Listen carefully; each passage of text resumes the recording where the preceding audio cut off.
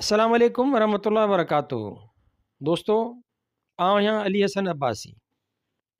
अवां जेकॾहिं मुंहिंजो चैनल पहिरियों दफ़ो ॾिसी ऐं ॿुधी रहिया आहियो त बराए महिरबानी मुंहिंजे चैनल खे सब्सक्राइब कंदा, बेल आइकन खे क्लिक कंदा ऐं जेकॾहिं मुंहिंजी ऑडियो पसंदि अचे त उनखे लाइक कंदा ऐं कमेंट्स बॉक्स में पंहिंजी राय खां आगाह कंदा। किताबु आहे चंड विसामी वियो। कहाणियूं लेखक अमर जलील।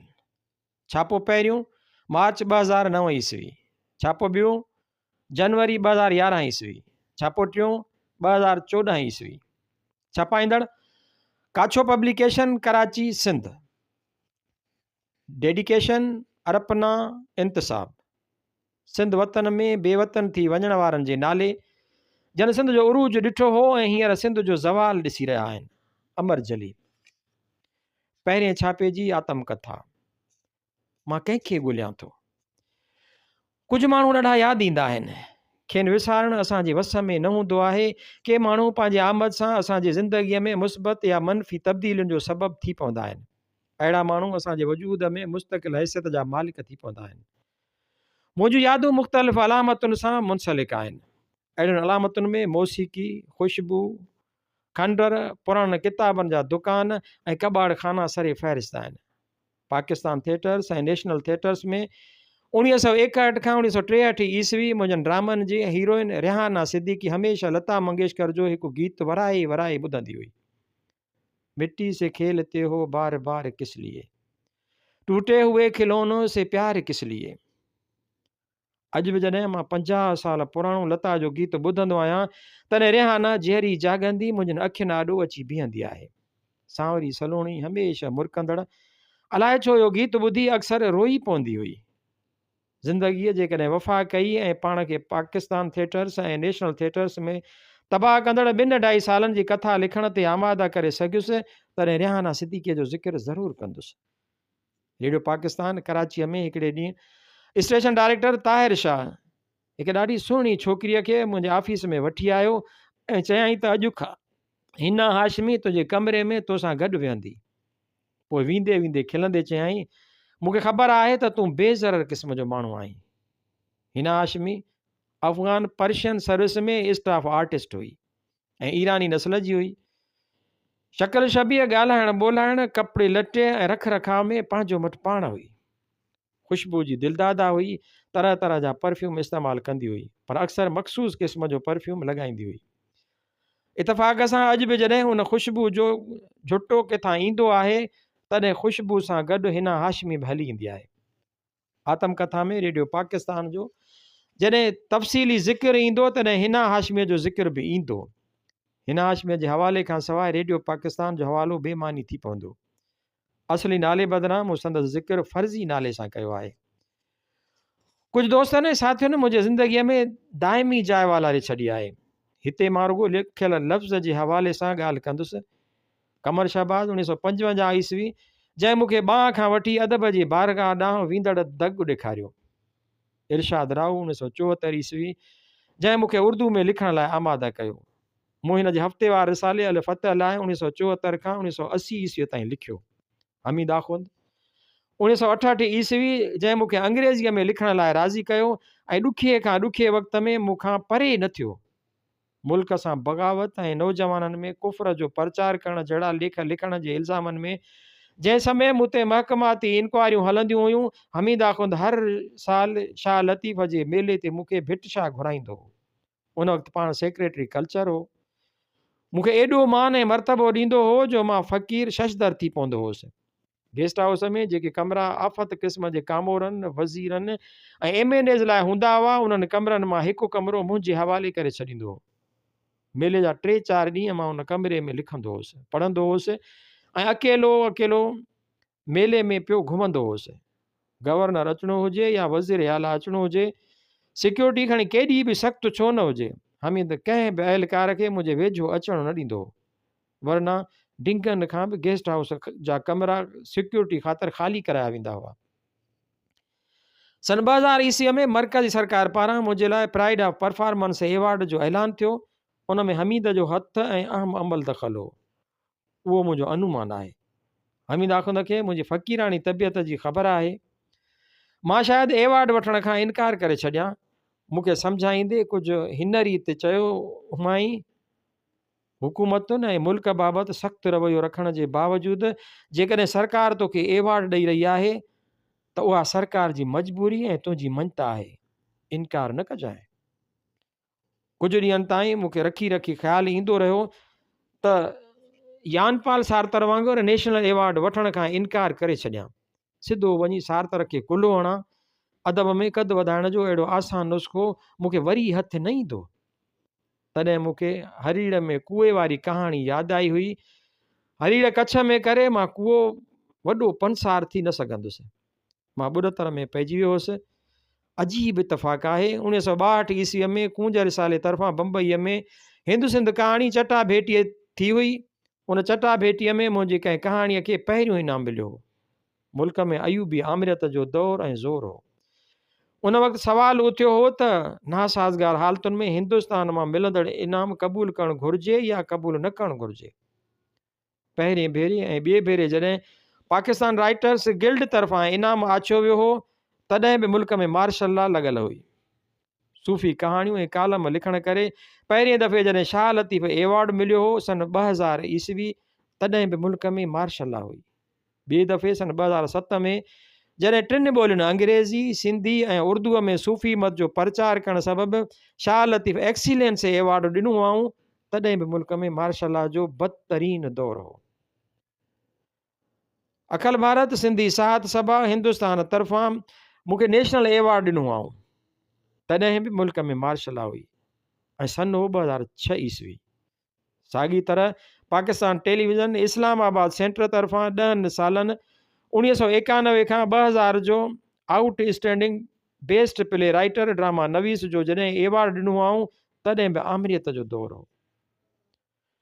रोज़े अवल खां मूं ॾुखियनि ऐं ॾिंगनि हालतुनि में लिखियो आहे। सुखियूं ऐं सवलियूं हालतूं मिलनि हा त मां शायदि लिखी न सघां। घुट ॿूसट ऐं ताज़ी राति जे वरनि वकड़नि में मां पंहिंजे वजूद में वधीक सघ महसूसु कंदो आहियां। जबर जे जबल सां मथो टकराइणु मूंखे वणंदो आहे। मूंखे अहिड़ी ज़िंदगी क़बूल कोन्हे जंहिंमें चैलेंजिस ऐं आज़माइशूं न हुजनि। गुल विछायल राहुनि ते हलण बदिरां मूंखे कंडनि ऐं भॻल शीशा विछायल राहुनि ते पेरें उघाड़ो राही थियणु वणंदो आहे। जेॾांहुं पूरब पंध तेॾांहुं आउं न वञणो। हीअ हिननि जो हंधु, मुंहिंजो हंधु हिंगलाज में। नॉर्मल आम रिवाजी हालतुनि में मां कुमाइजी वेंदो आहियां। एब नॉर्मल ग़ैर मामूली हालतुनि में मां टिड़ी पवंदो आहियां। ॾुख मूंखे अॾोल ऐं सुख मारे विझंदा आहिनि। सिराज 1972 ईस्वी मुंहिंजो महिरबान दोस्त सूहूं ऐं साथी, जंहिं हिलाल पाकिस्तान अख़बार में मुंहिंजे लाइ दर दरियूं ऐं रोशनदान खोले छॾिया हुआ। सिराज जो ज़िक्र मां जीजल मुंहिंजी माउ किताब में आयल आत्म कथा जे क़िस्त में तफ़सील सां करे चुको आहियां। मुंहिंजे लिखण जी ॻाल्हि अचे ऐं उन में सिराज जे अहसाननि जो ज़िक्र न अचे, उहा ॻाल्हि इम्कान खां ॿाहिरि आहे। कालमनि में मूंखे छूट छॾींदे सिराज खे उन ॻाल्हि जी कतई परवाह न हूंदी हुई त पाण पार्टी पेपर जो एडिटर हो ऐं सिधो सो ज़ुल्फ़कार अली भुट्टे वारो जवाबु ॾियो। तारीख़ अशरफ 1962 ईस्वी सोणी रिसाले जो एडिटर, सोन जहिड़ो सचो, ज़ूद रंज बेइंतहा हसास ऐं हेकलो ग़ुलाम नबी मुग़ल ऐं फ़ैरोज़ मेमण खां सवाइ मूं ॿिए कंहिं शख़्स खे संदसि दोस्तीअ जे दायरे में न ॾिठो। हिन मुंहिंजूं अहिड़ियूं मुतनाज़ा कहाणियूं सोणीअ में शाया कयूं, जंहिंजी तस्वीर खां चङनि चोखनि एडिटरनि जा जेकर ढढर ढरा थी पवनि। कुझु ॿिया दोस्त जेके अदब जे हवाले सां न सही पर मुंहिंजनि ॿियनि कलमी मशगूलियुनि सबबि मुंहिंजी जीअ सां जुड़ियल आहिनि। उन्हनि में शामिल अब्दुल करीम बलोच, जंहिं मुंहिंजो पहिरियों रेडियो ड्रामो 1966 ईस्वी ऐं पहिरियों सिंधी टेलीविज़न ड्रामो 1968 ईस्वी, पहिरियों उर्दू टेलीविज़न ड्रामो 1970 ईस्वी डायरेक्ट कया हुआ। शेख हसन फिल्म डायरेक्टर, जंहिं मूंखां पंहिंजी फिल्म नूरी जाम तमाचे लाइ स्क्रीन प्ले ऐं डायलॉग लिखाया हुआ। 1968 ईस्वी नूरी जाम तमाची मुंहिंजी पहिरीं फिल्म हुई। उनखां पोइ मूं 7 ॿियूं फिल्मूं लिखियूं, डायलॉग ऐं स्क्रीन प्ले ऐं कन छले तौबा ताइब थियो हुउसि। आबिद लिगारी 1968 ईस्वीअ खे मां हमेशह यादि रखंदो आहियां। हिन मुंहिंजनि कहाणियुनि जो पहिरियों किताबु दिलि जी दुनिया 1968 ईस्वीअ में शाया कयो हो। अदब जे हवाले सां हींअर जंहिं शख़्स सां मुंहिंजी शनासाई थी आहे सो आहे मुख़्तार अहमद मल्ला। लिखण पढ़ण सां वाबस्ता नौजवान आहे, मुहक़िक़ आहे। सिंध जे कुंड कुड़छ मां मुंहिंजूं गुम थी वियल कहाणियूं ॻोल्हे हथ कयूं अथई। उहो मुख़्तियार जो मूं ते वॾो अहसान आहे। हिन मूंखे वरियनि जी उणतुण मां आजो कयो आहे। मां अक्सर विसविसनि में पइजी वेंदो हुउसि त अदब जी बारगाह में मुंहिंजी ओसर कीअं थी हुई। मां कहिड़नि कहिड़नि मरहलनि मां गुज़रियो हुउसि। अदब जी बारगाह जो मुस्तक़िल मुजावर थियण लाइ मूं कहिड़ा कहिड़ा चिला काटिया हुआ। मां छा लिखंदो हुउसि, कीअं लिखंदो हुउसि, को सबबु त आहे जो मूं मिसकिन मौलाईअ खे अवां एॾियूं मुहबतूं ॾिनियूं आहिनि। मूंखे रखी रखी पंहिंजनि रूट्स पाड़नि लाइ पूर पवंदा हुआ। उन क़िस्म जी ज़हनी कैफ़ियत खे हीला हलाए मूं दिलि में दफ़न करे छॾियो। पर दिलि दफ़ेनू थी न सघंदी आहे। बज़ाहिर दिलि में दफ़न दूरीअ जा दर्द, तमन्नाऊं, मुहबतूं ऐं अणॾिठल ख़्वाब आतिश फ़िशां वांगुरु दुखंदा रहंदा आहिनि। ॾाढी गहरी हूंदी आहे दिलि जी गहराई। लभी पियल कहाणियुनि जा फाइल ॾिसी लाशऊरी तौर ते मां माज़ीअ में मोटी वियुसि। इंदिरा मूंखे ॾाढी यादि आई, बेबहा यादि आई। मुंहिंजो रूह तारीख़ जी खूनी दौर 1947 1948 में वञी पहुतो। रतन तला प्राइमरी स्कूल कराची अखियुनि आॾो उभिरी आयो, चिटो वाज़ तराननि जी गूंज ॿुधण में आई। टैगोर ऐं इक़बाल जा तराना पीरियडनि ऐं रिसेस ऐं स्कूल बंदि थियण जा घिंड ॿुधण में आया। सभु कुझु ॾिसण में पिया आयो, सभु कुझु ॿुधण में पिया आयो। ज़मान ऐं मकान जी दूरी बेमानी थी पई। इंदिरा मुंहिंजी क्लासमेट हुई। असीं प्राइमरीअ जा 4 साल 1942 ईस्वी खां 1946 ईस्वी गॾु पढ़िया हुआसीं। मां खेसि हिकु पल लाइ बि विसारे न सघियो आहियां। उहा मुंहिंजे वजूद में, पंहिंजे तसवुर में मूंसां गॾु वॾी थींदी रही आहे। विरहाङे जे लाहनि चाढ़नि जी सज़ा भोॻींदे पोड़ी थी वई आहे। दिलि ते कंहिंजी हुकूमत हली त न सघंदी आहे। पोटनि ॾोटनि जे झुगमट में हूअ हिकु पल पाछी करे रखंदी आहे ऐं उन उदास पल में पंहिंजे कारे को जे क्लासमेट खे यादि कंदी आहे। उहो दीवाने जो ख़्वाबु नाहे ऐं नई तस्वीर जे तख़युल ऐं परवाज़ विशफुल थिंकिंग आहे। उहो एतबार अणलिखियल दस्तूर जी नाक़ाबिल तरमीम शिक आहे। हस्तीअ ते हमेशह लाइ छाप छॾे वेंदड़ वाक़िया बाल अवस्था में थींदा आहिनि। उन हद ताईं जो ॿार जॾहिं माउ जे पेट में हूंदो आहे तॾहिं माउ जी ज़हनी कैफ़ियत, संदसि ॾुख सुख डप ऐं मायूसियूं ॿार जे दिमाग़ में लहंदियूं वेंदियूं आहिनि। नंढी वईअ में ॿार जे ज़हन ते वेहिजी वियल डप ऐं ख़ौफ़ जूं सूरतूं सॼी उमिरि संदसि पीछो कंदियूं आहिनि। असांजी सॼी समूरी शख़्सियत असांजे उमिरि जे पहिरियनि 16 सालनि में ठही रास थींदी आहे। अॻिते हली ज़िंदगीअ जे आज़माइशनि खे असीं उमिरि जे पहिरियनि 16 सालनि में ठही तयारु थियल रवैयनि ऐं लाड़नि मुताबिक़ मुंहुं ॾींदा आहियूं। अलाए कहिड़ी कहाणीअ में लिखियो हुयुमि त असीं ज़िंदगीअ में फ़क़ति हिकु भेरो भरपूर ऐं मुकमिल मुहबत कंदा आहियूं ऐं गर्दिशुनि में गुम थी वञण खां पोइ उन हिकु मुहबत जा अक्स ऐं पाछोला ॾिसंदे बाक़ी बचियल ज़िंदगी गुज़ारे छॾींदा आहियूं। सिंधु मुंहिंजे लाइ हर लिहाज़ खां इंदिरा जो मुकमिल अक्स आहे। मां पाण फ़ैसिलो करे न सघंदो आहियां त इंदिरा ऐं सिंधुअ मां केरु कंहिंजो पाछो आहे ऐं केरु कंहिंजो अक्स आहे। साह में सांडियल हिकु सूरत असांखे अनेक सूरतनि में नज़र ईंदी आहे। जेॾांहुं कबी आहे परख तेॾांहुं सॼण साम्हूं ॾिसबो आहे। मूं पंहिंजी पहिरीं कहाणी इंदिरा जे उनवान सां इंदिरा जे बारे में लिखी हुई। सन 1955 ईस्वी में, अधु सदी अॻु 17-18 सालनि जी उमिरि में। टेक्निक कची आहे, फिकी आहे, फिल्मी आहे, पर मौज़ूअ जे लिहाज़ खां इंदिरा मुंहिंजी तर्जुमान कहाणी आहे। इंदिरा खां पोइ अॼु ताईं मां हिक ई मौज़ूअ मां फुटी निकितल अनेक मौज़ूअनि ते कहाणियूं लिखी रहियो आहियां। हक़ सच ऐं मुहबत खां मथां को बि मज़हब कोन्हे। मुल्क विराइजी वेंदा आहिनि पर मुहबत भाङा करे न सघिबी आहे। दिलि जी धरतीअ ते सरहदूं खड़ियूं करे न सघिबियूं आहिनि। मूंखे ॾुख आहे, रंज थियो आहे त छो मूं गुम थी वियल कहाणियुनि जे पहिरें वॉल्यूम खे अवाइली कहाणियुनि जो उनवान ॾिनो। मूं छो पहिरियों वॉल्यूम खे इंदिरा जो उनवान न ॾिनो। मूंखे ॾाढो ॾुख थियो आहे। मूंखे ईअं महसूसु थी रहियो आहे ॼण मूं पंहिंजे सरस्तश जहिड़े प्यार जी नफ़ी कई आहे। लॻे थो मूं ॼण नाक़ाबिले माफ़ी गुनाह करे विधो आहे। मां पंहिंजे पब्लिशर पंहिंजे बच्चन जहिड़े मोहम्मद अली माजिद खे गुज़ारिश थो करियां त किताब अवाइली कहाणियूं जो ॿियो एडिशन इंदिरा जे उनवान सां आणे ॿिए एडिशन लाइ मां आत्मकथा जो नओं बाब लिखंदुसि, जंहिंमें इंदिरा जे हवाले सां मुहबत, मज़हब ऐं सियासत बाबति अंदर जी उपटार कंदुसि। उहा मुंहिंजी वसियत आहे, जंहिंजे नाले ऐं निस्बत सां मूं पंहिंजे लिखण जी इब्तिदा कई हुई। तंहिंजे नाले बदिरां किताब खे ॿियो को नालो कीअं ॾेई छॾियुमि? उहा कोताही मूंखां कीअं थी वई? उहा ख़ता मूंखां कीअं सरज़द थी? अवाइली कहाणियुनि जे उनवान सां आयल किताब जो नओं एडिशन इंदिरा जे नाले सां ईंदो। मां ज़हनी तरह तयारु न हुउसि त गुम थी वियल कहाणियुनि मां पंहिंजनि अखियुनि सां वरी कॾहिं ॾिसी सघंदुसि। शुरूआती दौर जूं सम्झी मूं गुम थियल कहाणियुनि खे विसारे छॾियो ऐं ईअं कंदे मूं बेध्यानीअ में भुलाए छॾियो त मुंहिंजनि कहाणियुनि जी इब्तिदा इंदिरा सां थी हुई।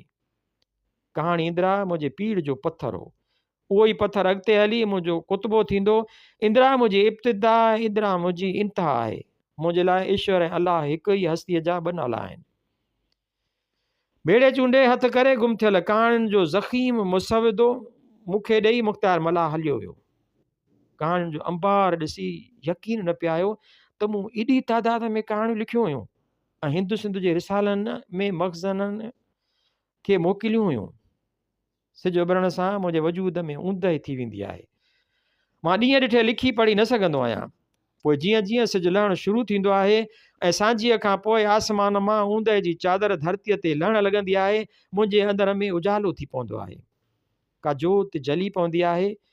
उहा कैफ़ियत असुर ताईं हलंदी आहे। पोइ पिरह जे पहिरीं किरणनि सां जीअ में जलंदड़ जोति उजामणु शुरू थींदी आहे। अंदर जो उजालो ॾींहं जे ऊंदहि में ग़रक़ थी वेंदो आहे। ईअं छो आहे मूंखे का ख़बर कोन्हे। उहा कैफ़ियत मूं ते कॾहिं खां तारी आहे, उन बारे में बि मूंखे का ख़बर कोन्हे। बसि मूंखे फ़क़ति एतिरी ख़बर आहे त जॾहिं क्रिकेट खेॾंदो हुउसि तॾहिं ईअं न हुउसि। मैचूं खेॾण लाइ सुबुह जो ताज़ो तवानो उथणु ज़रूरी हूंदो आहे। तंहिं करे असां रांदीगरनि खे सवेल सुम्हण जी तरबियत ॾिनी वेंदी हुई। मां सवेल सुम्ही पवंदो हुउसि। पोइ जॾहिं अदब जे बारगाह जो दर मूं मौलाईअ लाइ खुलियो तॾहिं आहिस्ते आहिस्ते सभु कुझु बदिलिजी वियो। हस्तीअ मस्तीअ जूं कैफ़ियतूं बदिलिजी वयूं। ज़िंदगीअ जा रंग रूप मटिजी विया, नेम मटिजी विया। सवेल सुम्हणु विसरंदो वियो। ॾींहं बेमतलब बेमक़सद थी पिया। रातियुनि जा राज़ खुलंदा विया। ऊंदहि जा इसरार सम्झ में ईंदा रहिया। उहा तब्दीली अहिड़े नमूने आहिस्ते आहिस्ते ईंदी रही जो अंदर में हिकिड़नि शहरनि जे ड्रहण ऐं डठल शहरनि जे जाइ ते ठही रास थियल नवनि शहरनि जी ख़बर ई न पई। मां जेकी होसि सो न रहियुसि। 30 सालनि जे जलावतनीअ खां पोइ पोड़ो थी कराचीअ मोटी आयसि। हम असर रांदीगरनि ॾाढी सिक ऐं पाॿो मां मूंखे ॻोल्हे हथु कयो, पर मूंखे न ॾाढो मायूस कयो। मूंखे न ओपिरो ऐं गुम थी वियल लॻुसि। उन में ॾोह न हुननि जो हो ऐं न मुंहिंजो। राज़नि रमज़ुनि जे झंग में भटकंदे क्रिकेट मुंहिंजे लाइ ज़िंदगीअ जो फ़लसफ़ो थी पई आहे। मुंहिंजा हम असर क्रिकेट खे अॼु ताईं फ़क़ति रांदि सम्झंदा आहिनि। ज़िंदगी शतरंज जी रांदि आहे जंहिंमें प्यादो बादशाह खे मारे विझंदो आहे। रातियुनि जी जागण मुंहिंजे लाइ रोज़गार में रंडक न विधी। मौला मुंहिंजो दाणो पाणी मीडिया सां ॻंढे छॾियो हो। स्टेज, रेडियो, फिल्मूं, टेलीविज़न ऐं अख़बारूं ऐं रिसाला। ओपन यूनिवर्सिटी इस्लामाबाद में मां इंस्टीट्यूट ऑफ एजुकेशनल टेक्नोलॉजी जो डायरेक्टर हुउसि। 1975 ईस्वी ऐं यूनिवर्सिटीअ जे टीचिंग स्टाफ खे रेडियो ऐं टेलीविज़न ज़रिए पढ़ाइण जी सिख्या ॾींदो हुउसि। साबिती कमरे में वेहण बदिरां मां हमेशह स्टूडियोज़ में हूंदो हुउसि। पाण प्रोग्राम ठाहींदो हुउसि ऐं ॿियनि प्रोड्यूसरनि जे कम जी नज़रदारी कंदो हुउसि। मूं मौलाईअ खे साईं ग़ुलाम मुस्तफ़ा शाह जॾहिं वाइस चांसलर जे मनसब ते विहारियो हो 1989 ईस्वी, तॾहिं बि मां वाइस चांसलर जे ऑफिस बदिरां घणो तणो स्टूडियोज़ ऐं कंट्रोल रूम्स में कमु कंदो हुउसि। उहे ॻाल्हियूं यूनिवर्सिटीअ जे चांसलर सदर पाकिस्तान ग़ुलाम इसाक़ ख़ान जे कननि ताईं बि वञी पहुतियूं हुयूं। उन हवाले सां ग़ुलाम इसाक़ ख़ान ऐं साईं ग़ुलाम मुस्तफ़ा शाह जी पाण में आख़िर ताईं छिकताण हलंदी रही। मुंहिंजे चवण जो मतिलबु आहे त रातियूं जागी गुज़ारण रंडक बदिरां मुंहिंजे कमकार जी नोयत में मुंहिंजूं मददगार रहियूं आहिनि। मूं हिकु दरवेश खां ॿुधो हो त रातियूं जागण कंहिं कंहिंखे नसीब थींदियूं आहिनि। दरवेश वीचारे जी ॻाल्हि जी माना मुताबिक़ मां ॾाढो ख़ुशि नसीबु आहियां। पर असल में दरवेश ॿिए हवाले सां उहा ॻाल्हि कई हुई त रातियूं जाॻण वारा ख़ुशनसीब हूंदा आहिनि। हिन जो मक़सदु हो त तहजुद, नमाज़ूं, बंदगियूं, दुआऊं घुरंदे ऐं गुनाहनि खां तौबा ताइब थींदे जेके माण्हू रातियूं जाॻी गुज़ारींदा आहिनि से नसीब वारा हूंदा आहिनि। उन लिहाज़ खां मां ॾाढो बदनसीब आहियां जो मुंहिंजियुनि रातियुनि में न हूंदियूं आहिनि नमाज़ूं, न हूंदियूं आहिनि बंदगियूं। मां पढ़ंदे लिखंदे गीत ऐं भॼन ॿुधंदे गुज़ारींदो आहियां। मुंहिंजा दोस्त ऐं दुश्मन मूंखे ॿियनि ॻाल्हियुनि खां अलावा उन करे बि एब नॉर्मल ऐं थियल सम्झंदा आहिनि छो जो मुंहिंजी ज़िंदगी शराब, शबाब, रोज़े ऐं नमाज़ खां वांझियल रही आहे। रोज़ा ऐं नमाज़ चङा कम आहिनि। चङनि माण्हुनि लाइ मां गुनहगार आहियां। मां अनेक में हिक खे ॻोल्हींदो आहियां। गुम थियल या किताबनि में शामिलु थियण खां रहिजी वियल कहाणियुनि जो ज़ख़ीम मुसवदो ॾिसी न चाहीण जे बावजूदि माज़ीअ ॾांहुं मोटी वियुसि। ज़िंदगी वीडियो टेप ते रिकॉर्ड न थींदी आहे जो रिवाइंड वराए ॾिसण खां पोइ बुराइयुनि, ग़लतियुनि, गुनाहनि ऐं ऐबनि खे एडिट करे ज़िंदगीअ जी वीडियो टेप खे पवित्र ऐं पाक करे सघिजे। अहिड़ी गुज़िरियल ज़िंदगी कहिड़े कम जी जंहिं ते दाग़ लॻल न हुजनि। 1960 ईस्वीअ खां 1970 ताईं मूं लाॻीतो लिखियो, ॾाढो लिखियो। अख़बारुनि लाइ, रिसालनि लाइ, रेडियो लाइ, टेलीविज़न लाइ ऐं फिल्मुनि लाइ। उन 10 सालनि में मूं लिखण में तजुर्बा कया। अहिड़ियूं कुझु कहाणियूं हिन किताब में शामिलु आहिनि। कुझु कहाणियूं मूं वराए वराए लिखियूं। सपननि जी सुञ, सपना ऐं सुनका ऐं मुंहिंजी दिलि मुअन जो दड़ो। हिक ई कहाणीअ जा 3 रूप आहिनि। अजीब क़िस्म जो उतावली आदतूं आहिनि मुंहिंजूं। एडिटर या पब्लिशर खे ॾियण महिल ताईं पंहिंजी तहरीर मां मुतमाइन न हूंदो आहियां। तहरीर छपिजी ईंदी आहे त पढ़ंदो न आहियां। पढ़ंदो आहियां त छपियल तहरीर में इस्लाह जी ज़रूरत महसूसु कंदो आहियां। उन आदत मां आजो थी न सघियो आहियां। हिन किताब में शामिलु कहाणी अज़ीम औरत जो वराए लिखियल रूप शिकस्त जे उनवान सां मुंहिंजी किताब जॾहिं मां न हूंदुसि में शाया थियल आहे। साॻी तरह कहाणी सपननि जी सुञ जो वराए लिखियल रूप मुंहिंजी दिलि मुअन जो दड़ो जे उनवान सां पिणु साॻिए किताब में आयल आहे। तहरीर कंहिं न कंहिं कैफ़ियत जे इज़हार जी सूरत हूंदी आहे।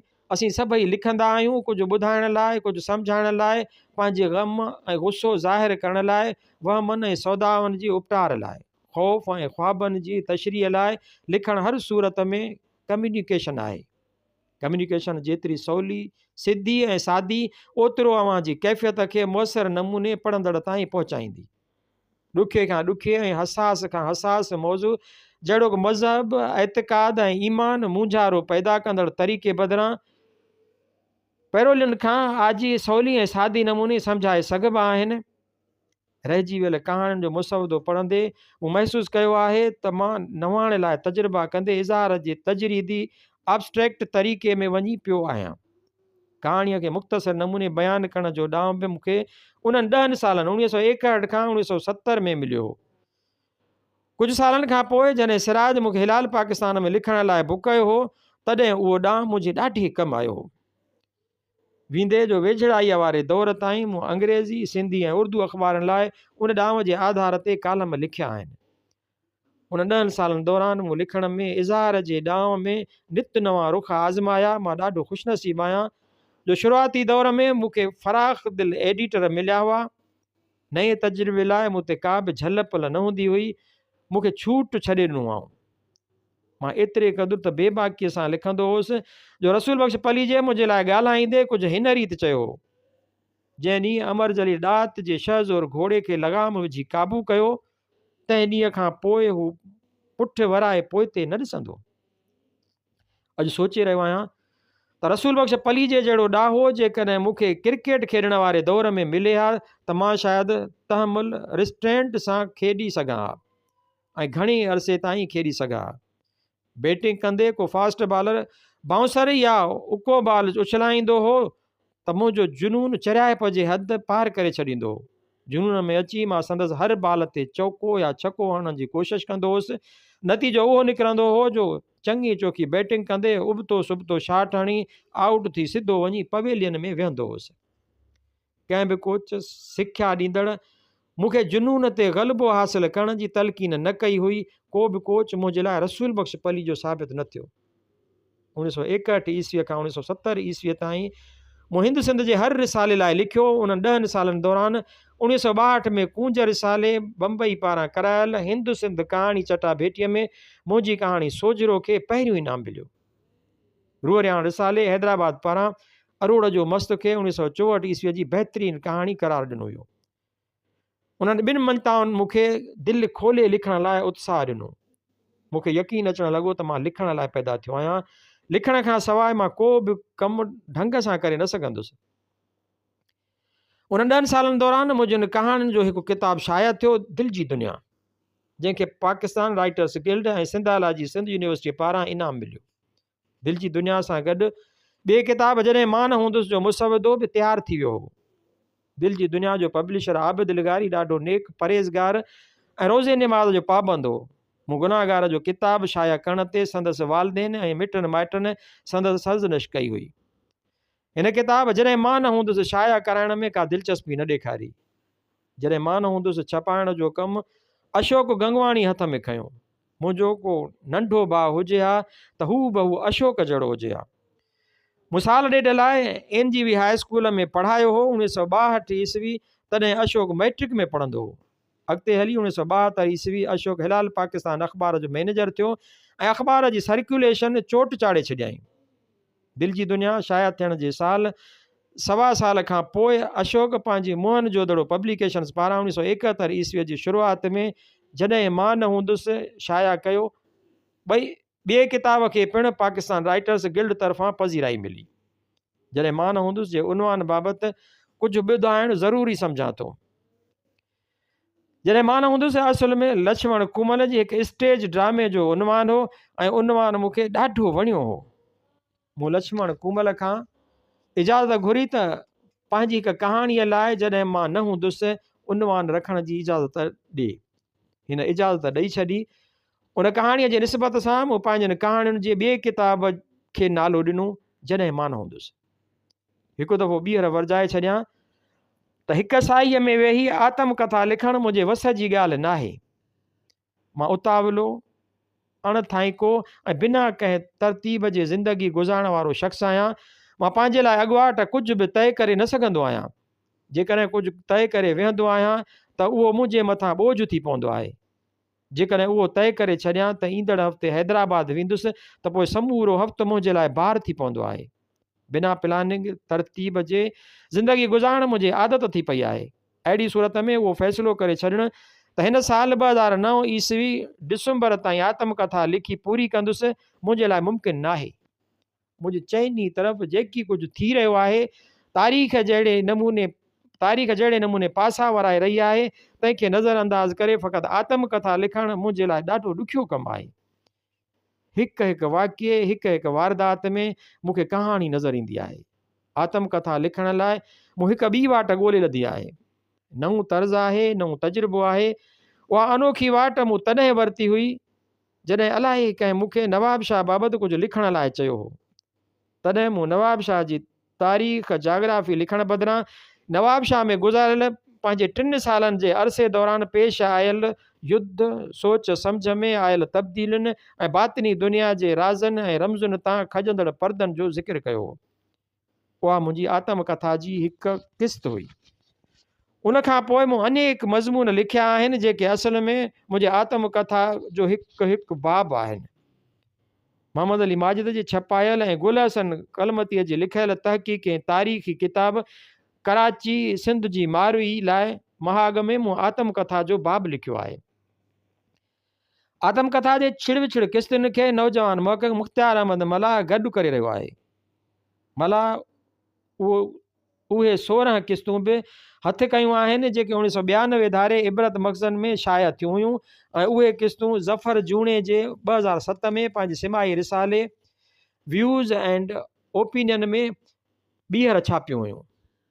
उहा गुज़ारत मूंखे अॼु ताईं सम्झ में न आई आहे त 55 सालनि जी उमिरि में मूं आत्मकथा लिखण जी तॾहिं ज़रूरत छो महसूसु कई हुई। आत्मकथा घणो करे हिकु दौर जे इख़्तिताम ते लिखबी आहे। सियासतदान घणो करे उमिरि जे आख़िरी हिसे में आत्मकथा लिखंदा आहिनि जॾहिं हू सियासत वग़ैरह खां दस्तबरदार थींदा आहिनि। अजीब इतफ़ाक़ आहे त बेनज़ीर भुट्टो जवानीअ में ई पंहिंजी आत्मकथा लिखी वरिती, डॉटर ऑफ द ईस्ट, ऐं आत्मकथा शाया थियण खां पोइ मुख़्तसर अरसे अंदरि गुज़ारे वई। एडमंड हिलरी जंहिं 1953 ईस्वी में हिमालय जबल जी चोटी सर कई हुई, वॾो मुहिमजो हुयो। मुहिमजो तां रिटायर थियण खां पोइ हिन नेपाल में जबलनि तां लहण ऐं जबलनि ते चढ़ण जी सिख्या ॾियण लाइ मर्कज़ खोलियो ऐं उते ई रही पियो। हिन मुहिम जो इहे तां रिटायर थियण खां पोइ पंहिंजी आत्मकथा लिखी। सर डॉन ब्रैडमैन खे मां क्रिकेट जो पैगंबर सॾींदो आहियां। सर डॉन ब्रैडमैन 1948 ईस्वी में टेस्ट क्रिकेट तां रिटायर करण खां कुझु अरसो पोइ पंहिंजी आत्मकथा फेयरवेल टू क्रिकेट जे उनवान सां लिखी हुई। एक्टर बि एक्टिंग छॾण खां पोइ आत्मकथा लिखंदा आहिनि, ख़ासि तरह सां हीरो जे रोल तां रिटायर थियण खां पोइ। जेरी क्लिंट ईस्टवुड जी आत्मकथा आहे, लेखक खे जॾहिं रवानगीअ लाइ दर खड़कण जो आवाज़ु ॿुधण में ईंदो आहे तॾहिं हू आत्मकथा जी सूरत में दुनिया ॾो पंहिंजो हिसाब किताब छॾे वञण जी तयारी कंदो आहे। 22 साल अॻु मूं आत्मकथा लिखण जी ज़रूरत छो महसूसु कई हुई? तॾहिं 55 सालनि जो हुउसि, ॾंडो मुस्टंडो हुउसि। हा, ईअं बराबरि आहे। तमामु बज़ाहिर ॾाढो सिहतमंद लॻंदो हुउसि, पर अंदरां पंहिंजे वजूद में ज़हनी तरह मां ठीकु न हूंदुसि, ॾाढो बीमार हुउसि। हिन मुल्क में मुल्क जे ॿिमुहे मुआशिरे ऐं खरियल हाकमनि खां मुंहिंजी बेज़ारी इंतिहा खे पहुतल हुई। मुल्क छॾे कंहिं ॾूरांहें ॾे भॼी वञण जा पूर पवंदा हुआ। आबघात जो इरादो ऐसाबनि ते हावी हो। उसण जी घड़ी गॾोगॾु हलंदी हुई। शायदि तंहिं करे 22 साल अॻु आत्मकथा लिखणु वेठो हुउसि ऐं कुझु हफ़्तनि में 16 बाब लिखी वियो हुउसि। छा लिखियो हुअमि मूंखे यादि न आहे।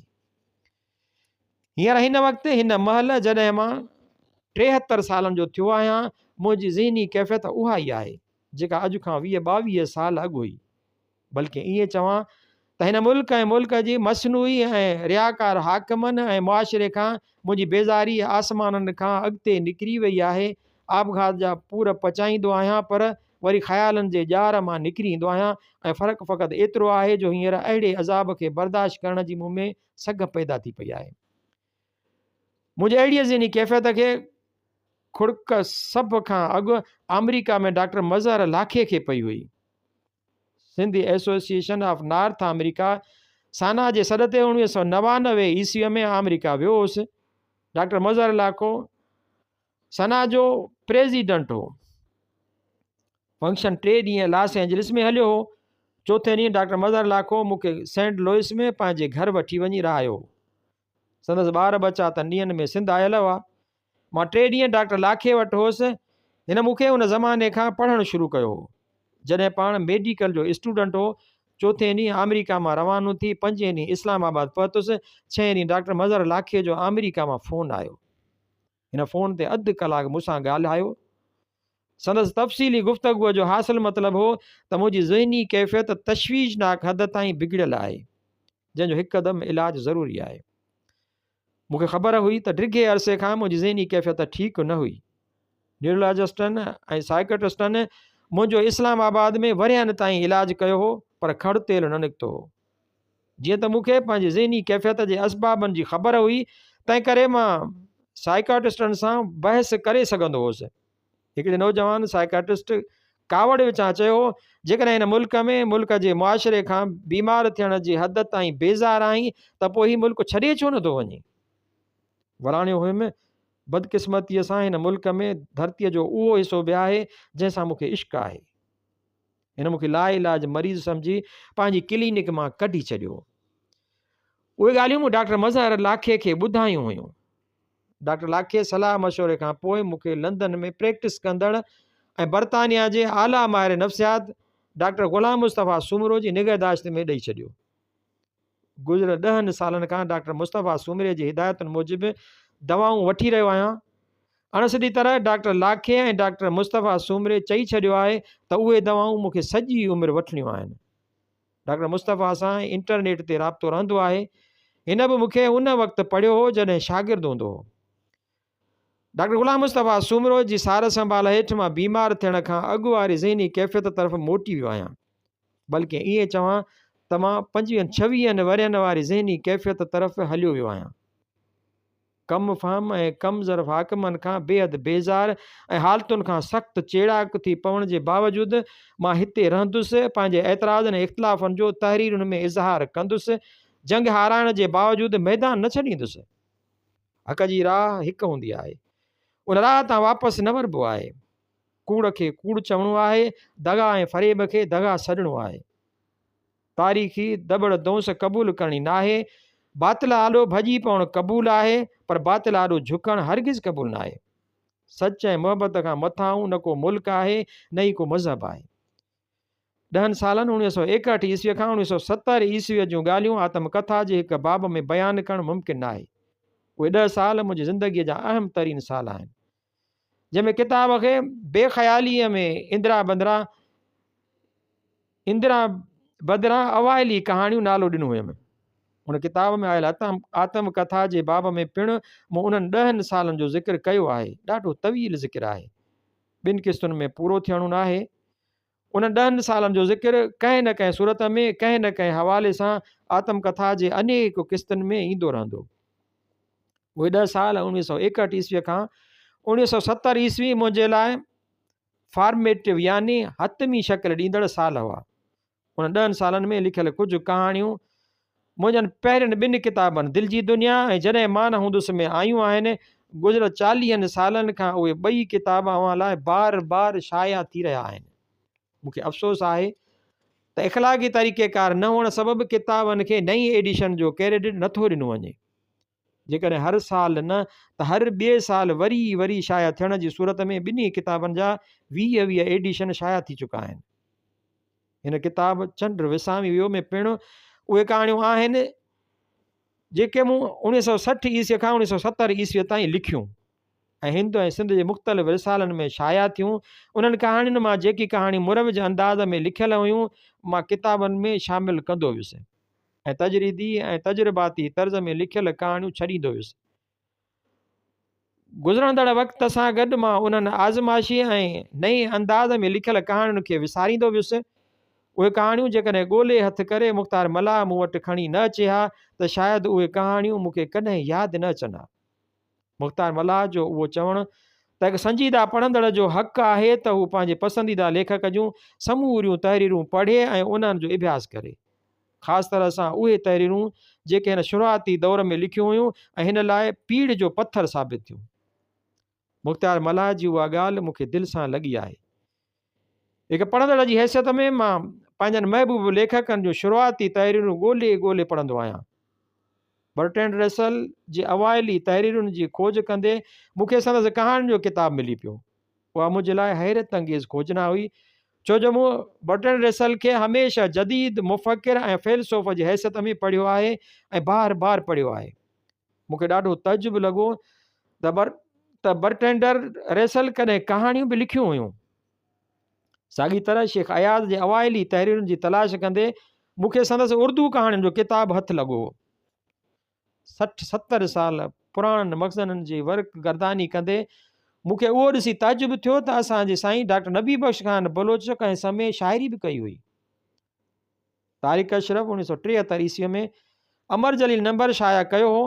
हिन हिंदुस्तानी रिसालनि में शाया थियल मुंहिंजी शाइरी नंबर में ॾेई छॾी हुई। उहो पढ़ंदड़नि लाइ वॾो इंकिशाफ हो त अमर जलील कॾहिं शाइरी बि कई हुई। मुख़्तार मल्हाह जे दलीलनि सां इतफ़ाक़ कंदे मूं फ़ैसिलो कयो आहे त कचियूं हुजनि या फिकियूं, मां पंहिंजूं समूरियूं तहरीरूं पढ़ंदड़नि आॾो रखंदुसि, खान कुझु बि न लिकाईंदुसि। उन 10 सालनि दौरान अभ्यास, आगाही ऐं सिख्या ख़ातिर मां जुनून जे हद ताईं किताब पढ़ंदो हुउसि। मां ॾिसणु चाहींदो हुउसि त मुख़्तलिफ़ मुल्कनि में कहिड़े क़िस्म जो अदब तख़लीक़ थी रहियो आहे ऐं मां छा लिखी रहियो आहियां। उहा आदत मूंखे क्रिकेट तरफ़ां विरसे में मिली आहे।